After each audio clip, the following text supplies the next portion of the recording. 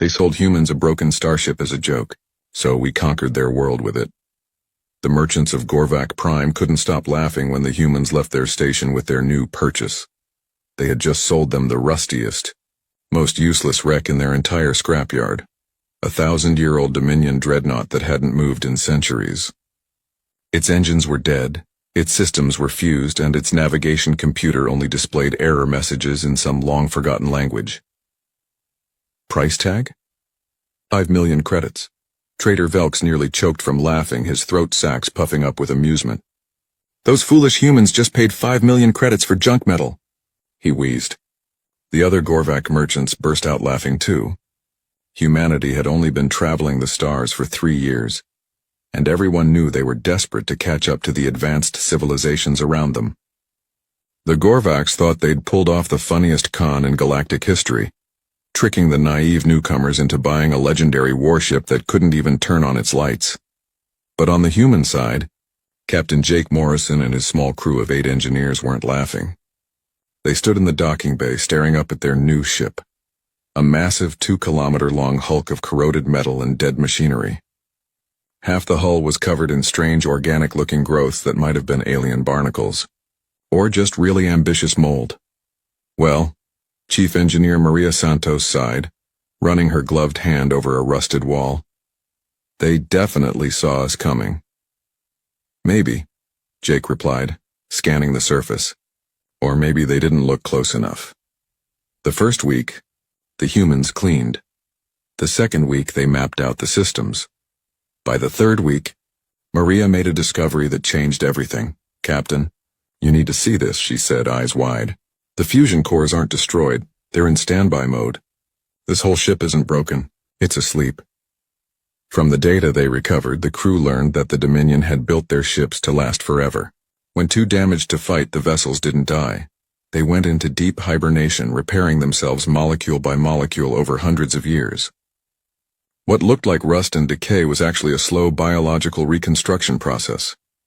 The error messages weren't errors at all. They were status reports, written in ancient Dominion. Humanity's AIs cracked the code in days. The fused systems were just locked behind security protocols. Even the strange growths on the hull were part of a living repair network that had been rebuilding the ship for a millennium. She's not broken, Jake whispered, reading the translations. She's healing, waiting. All she needs is someone to tell her to wake up.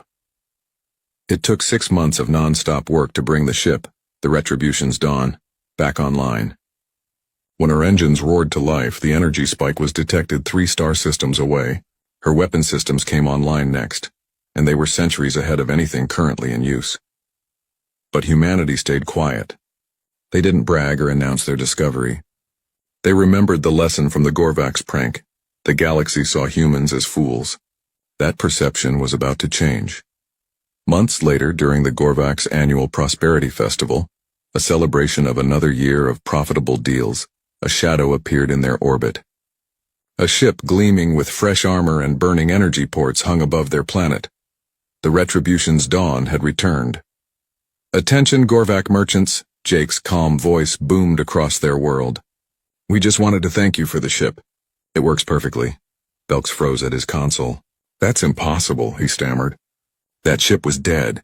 We checked. You checked like you assumed, Jake cut in sharply. Carelessly, arrogantly, just like you assumed humans were easy to fool. Jake gave a small, almost cheerful command. Let me show you what you actually sold us. The Retribution's Dawn fired a single shot.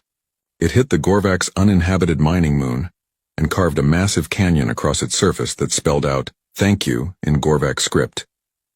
Now, Jake said, his tone turning cool, let's talk business. That scrap you sold us, he continued, is valued in Dominion archives at about 3 trillion credits. We paid 5 million. That's quite the price difference. Panic spread through Gorvac Prime. Their defense fleet was ancient compared to the monster now hanging above their skies. We could conquer you, Jake said casually. This ship alone could probably take half the galaxy before anyone figured out how to stop it. He paused. But humans prefer trade over conquest. So here's the deal. Gorvac Prime becomes humanity's exclusive trading partner. You get our protection. We get fair prices. And we all agree this little prank never happened. Velk swallowed hard. And if we refuse? Jake didn't hesitate.